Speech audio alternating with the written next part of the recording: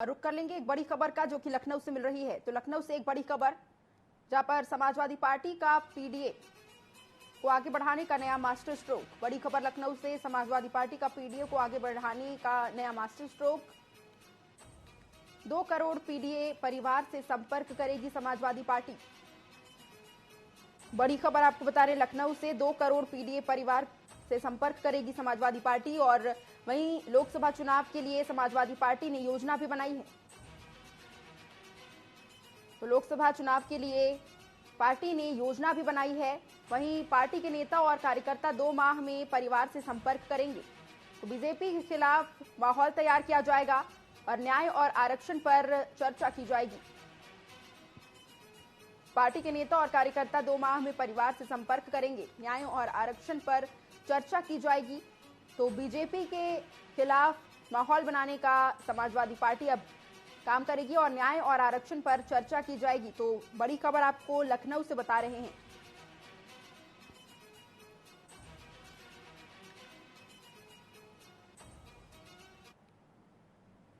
अब बढ़ते हैं खबरों की ओर, जहां फतेहपुर जिले के बीजेपी और जिला अध्यक्ष ने पार्टी कार्यालय में प्रेस कॉन्फ्रेंस की, जहां वह कांग्रेस पर जमकर हमला बोलते नजर आए। उन्होंने दिल्ली के रामलीला मैदान में इंडिया गठबंधन की ओर से दिए गए पार्टी पर वार का पलटवार किया है। उन्होंने इंडिया गठबंधन को भ्रष्टाचार का भ्रम और भ्रष्ट लोगों के भाईचारे का जमावड़ा बताया है। इस दौरान उन्होंने आम आदमी पार्टी को भी आड़े हाथों लेते हुए कहा है कि दिल्ली में आम आदमी पार्टी और कांग्रेस इलू इलू करती है, लेकिन पंजाब में हम आपके हो जाते हैं। उन्होंने विपक्ष के नेताओं पर कहा कि भ्रष्टाचारियों पर कार्रवाई के बाद वह लोकतंत्र को खतरा बता रहे हैं। उन्होंने दोनों पार्टियों के नेताओं पर देवी देवताओं के अपमान करने और सजा से बचने के लिए माफी मांगने का आरोप लगाया है।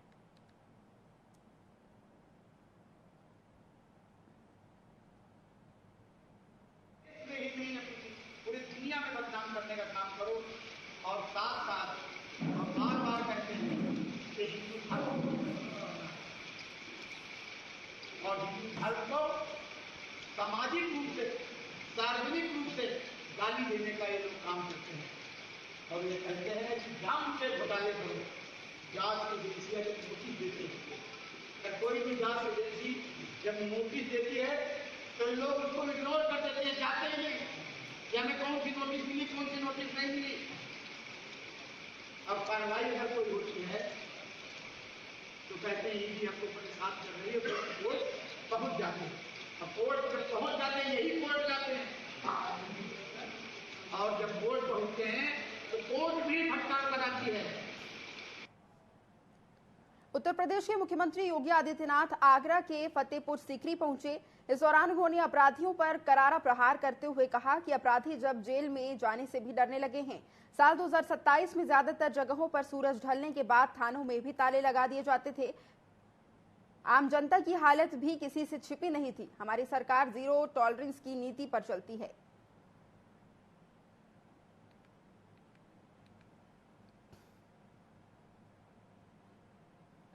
पहले तो उसने एक युक्ति निकाली थी कि चलिए सरकार जैसे आई है वैसे ही पिछली सरकारों की तरह हम भी वही करेंगे।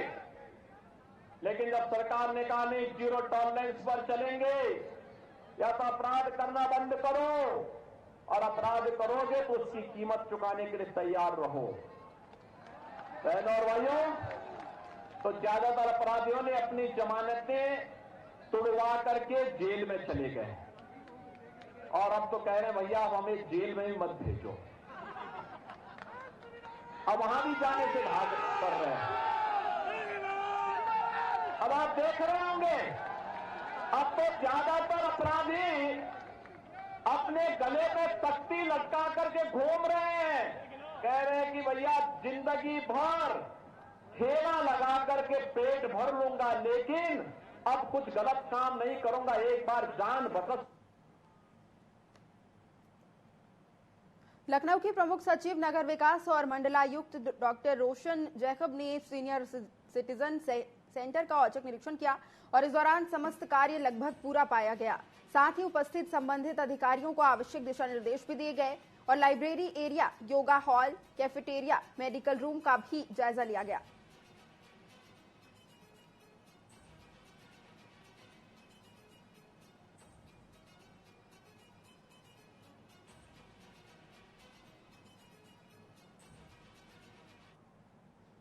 उत्तर प्रदेश के बदायूं लोकसभा सीट पर समाजवादी पार्टी ने एक बार फिर से चेहरा बदला है, जहां से घोषित प्रत्याशी शिवपाल यादव की जगह अब उनके पुत्र आदित्य यादव को उम्मीदवार बनाया गया है। दरअसल मंगलवार को बदायूं लोकसभा सीट के बबराला में हुए कार्यकर्ता सम्मेलन के दौरान यह मुद्दा उठा था। मंच से ही नेताओं ने आदित्य यादव के नाम पर एक तरह से मुहर लगा दी थी। पार्टी ने यहां से पहले पूर्व सांसद धर्मेंद्र यादव को उम्मीदवार बनाया था।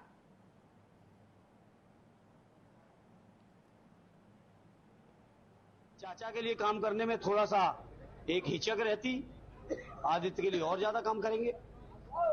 तो आगे क्या संभावनाएं हैं यहाँ को लेकर, बदायूं की जीत को लेकर क्या कहेंगे? जीतेगी पार्टी, ऐतिहासिक वोटों जीतेगी। भाजपा 400 पार का नारा दे रही है। भाजपा से कहो कि पुराने नारे पहले पूरे करें, पहले रोजगारों वाले नारे पूरे करें, पहले किसानों की आमदनी के नारे पूरे करें, पहले महंगाई कम करने के नारे जो दिए थे वो पूरे करें। अंबाला के शनि और होशियारपुर के संजीव कुमार गोपेश्वर धाम से एक साथ पदयात्रा पर निकले हैं। ये दोनों रोग मुक्त शोक मुक्त भारत के तहत पदयात्रा के माध्यम से लोगों को जागरूक कर रहे हैं। वृंदावन के गोपेश्वर धाम ज्योतिर्लिंग से पदयात्रा की शुरुआत कर वे कानपुर नगर के करौली सरकार धाम तक पदयात्रा के माध्यम से लोगों को संदेश दे रहे हैं। रसूलाबाद के प्रसिद्ध श्री धर्मगढ़ बाबा मंदिर पहुंचकर दोनों ने आशीर्वाद लिया और आगे की पदयात्रा शुरू की।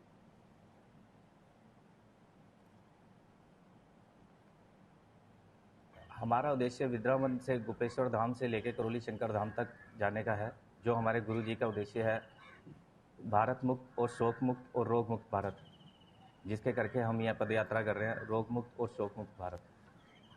तो आपने शुरुआत जो की थी वो कहाँ से की थी? गोपेश्वर महादेव से, वृंदावन।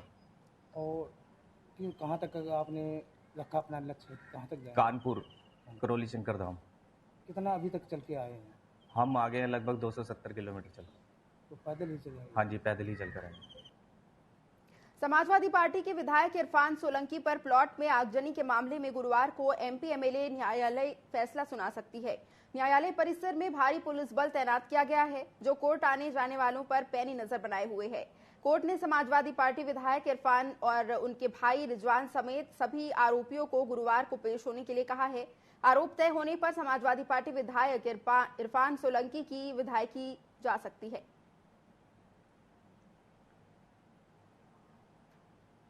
उत्तर प्रदेश के लखीमपुर खीरी में गुरुवार को 4 घरों में भीषण आग लग गई। आग लगने की वजह से घरों में रखा सामान जलकर खाक हो गया। ग्रामीणों ने फायर ब्रिगेड की टीम को सूचना दी। सूचना मिलते ही दमकल की टीम तत्काल मौके पर पहुंची और फिलहाल आग लगने की वजह पता नहीं चल पाई है। पुलिस मामले की जांच कर रही है।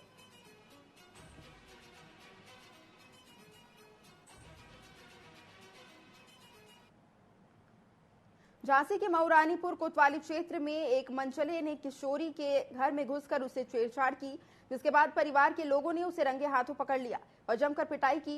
इस घटना का वीडियो अब वायरल हो रहा है और पीड़ित किशोरी की मां ने बताया कि उनके मोहल्ले का एक लड़का उनकी बेटी पर बुरी नियत रखता है और इसलिए यह बीते रात घर में घुस आया था, जिसे रंगे हाथों पकड़ा और उसे पुलिस के सुपुर्द किया। किशोरी की मां ने पुलिस पर गंभीर आरोप लगाते हुए कहा है कि पुलिस से शिकायत करने के बाद भी उन्होंने न ही मनचले युवक को गिरफ्तार किया और न ही कोई पूछताछ की।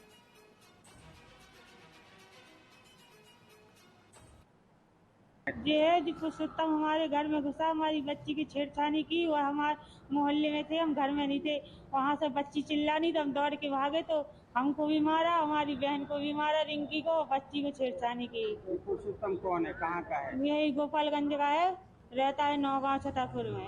तो गलत नियत से जो घुसा था सर घर में और जबरदस्ती मारा। हमारे पति बाहर है ही नहीं है घर पे।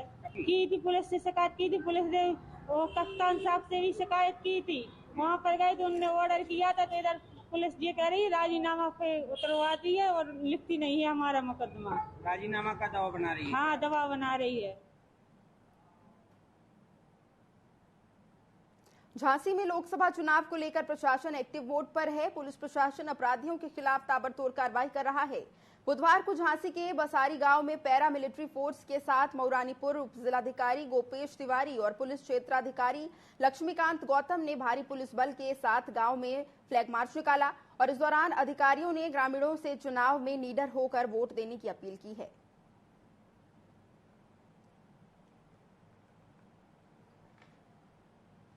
बिहार के मुंगेर जिले से 2 फरवरी से लापता महिला को उसके परिवार से मिलवाया गया। दरअसल उसके लापता होने के बाद परिवार वालों ने उसे काफी खोजा, लेकिन वह नहीं मिली, जिसके बाद मुंगेर थाने में रिपोर्ट दर्ज कराई गई। लापता महिला वहां से किसी तरह मध्य प्रदेश के उज्जैन के महाकालेश्वर मंदिर क्षेत्र में पहुंच गई थी।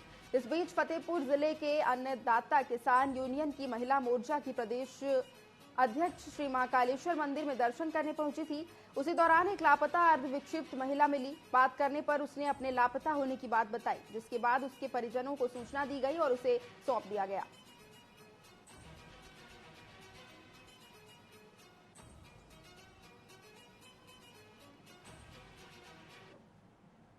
के लिए तो वहाँ हम लोग लौट रहे थे, तो 17 मार्च को ये हमको ट्रेन में मिली। एकदम से इनकी बिगड़ी स्थिति थी, तो हम वहाँ धीरे से जब ये हमको मिली तो हम पूछना चालू कर दिए। फिर इनको कुछ खिलाए पिलाए, जब खिलाए तो हमने कहा हमारे साथ चलोगी। हमने सोचा कि जब ये ठीक हो जाएंगी तो इनके घर पहुँचा देंगे। तब ये आने के लिए राजी हो गई, तो फिर हम लिवा लाए। बीच में जैसे कुछ लोग पूछते थे कि कहाँ ले जाओ, तो हमने बताया, तो कुछ लोग बोले कि ये पागल है, तो तब भी हम ले आए। मान लो इंसानियत के नाते तो कर्तव्य बनता है ना, सब लोगों का फर्ज बनता है, तो ले आए। जब इनका इलाज करवाए, फिर इनसे पूछे तो इन्होंने बताया, तो फिर हम वहाँ मुंगेर सीओ को फ़ोन किए। वहाँ से फिर थाने से फ़ोन आया, तो हम इनके घर वालों का नंबर लिए, क्योंकि ये नंबर भी नहीं बता पा रही थी। फिलहाल वक्त है एक छोटे से ब्रेक का, जल्द वापस लौटेंगे।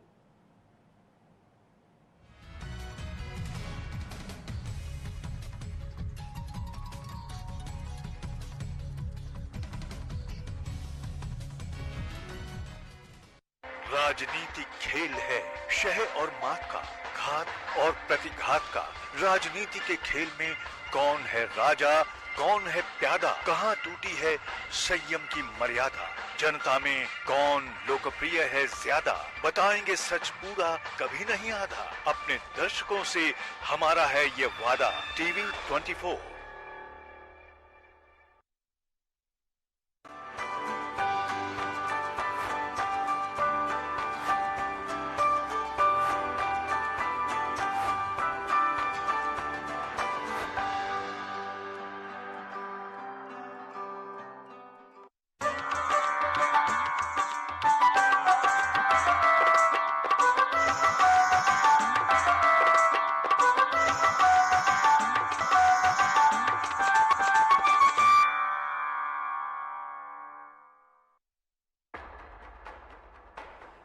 देश के धुरंधरों से बेबाक बातचीत, आपके सवालों का हम मांगेंगे जवाब।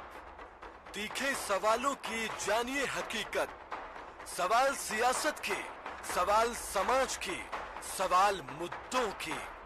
सच जो आप जानना चाहते हैं, हम लाएंगे दिग्गजों का सच सामने।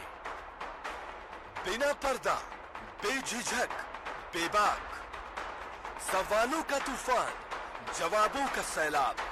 देखते रहिए चैनल हेड मोहित साहू के साथ सीधी बात माननीय के साथ, हर रविवार शाम 7 बजे सिर्फ टीवी 24 पर।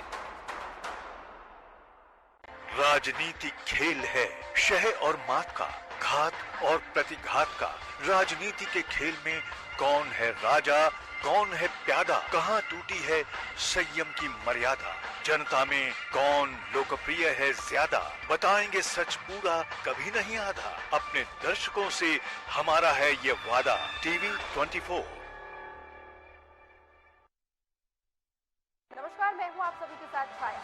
तो आज हम बात करेंगे कुछ चुनावी रोचक तथ्यों के बारे में। क्या आप जानते हैं भारत में पहला चुनाव कब हुआ?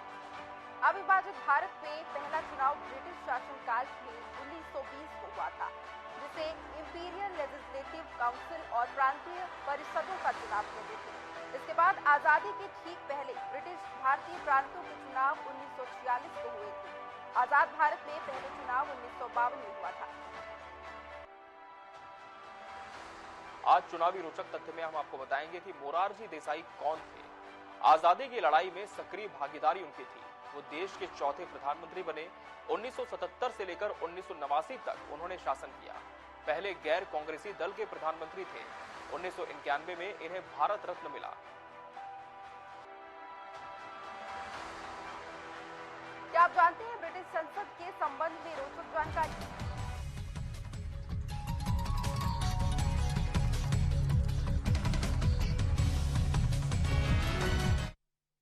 ब्रेक के बाद आपका स्वागत है। बढ़ते हैं खबरों की ओर, जहां उत्तर प्रदेश के हाथरस में एक लुटेरे ने स्कूल से घर जा रही नाबालिग बच्चियों से सोने के आभूषण छीन लिए। यह घटना कोतवाली सदर क्षेत्र से के किला गेट के पास की है। बच्चियों से सोने के आभूषण छीनने की घटना सीसीटीवी कैमरे में कैद हो गई है।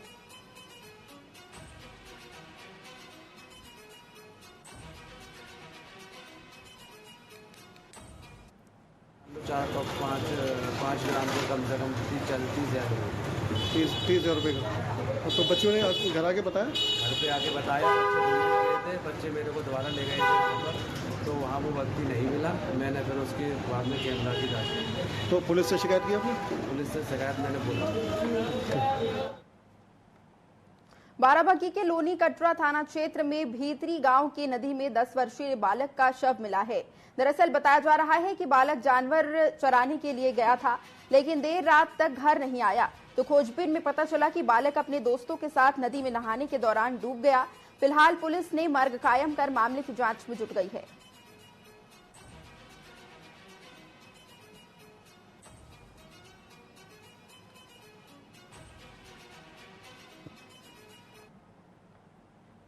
उत्तर प्रदेश की हाथरस कोतवाली पुलिस ने सीएम योगी आदित्यनाथ के आगमन को लेकर ठगी के शिकार पीड़ित कृष्ण कुमार को नजरबंद कर दिया है। बता दें कि सदर कोतवाली क्षेत्र के रहवासी कृष्ण कुमार ने 1.5 वर्ष पहले आगरा की सेंट्रम हाउसिंग फाइनेंस कंपनी से 22 लाख का लोन लिया था, लेकिन कंपनी ने फर्जीवाड़े के चलते 3 महीने में ही पीड़ित का उत्पीड़न कर 33 लाख रुपए वसूल कर लिए। इस मामले में 1.5 बाद भी पीड़ित को न्याय नहीं मिल पाई और परसों भी सीएम के दौरे को लेकर पुलिस ने पीड़ित को उसके घर में नजरबंद कर दिया है और उसके परिवार के साथ अभद्र व्यवहार किया। वहीं पीड़ित का कहना है कि उसे 7 मई तक न्याय नहीं मिला तो वह अपने परिवार समेत आत्मदाह करेगा।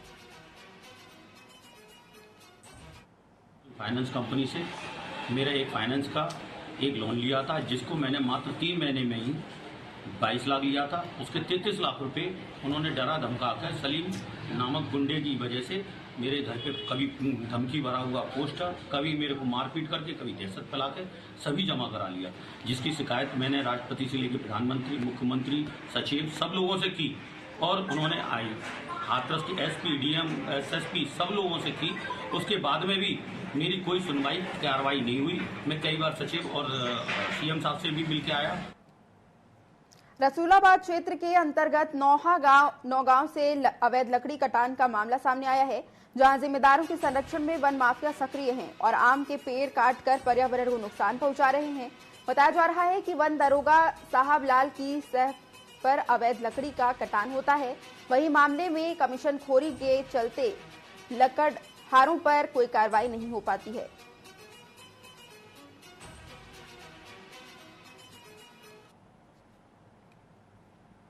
न्यूज अपडेट में फिलहाल के लिए इतना ही। बने रहे टीवी 24 के साथ। नमस्कार।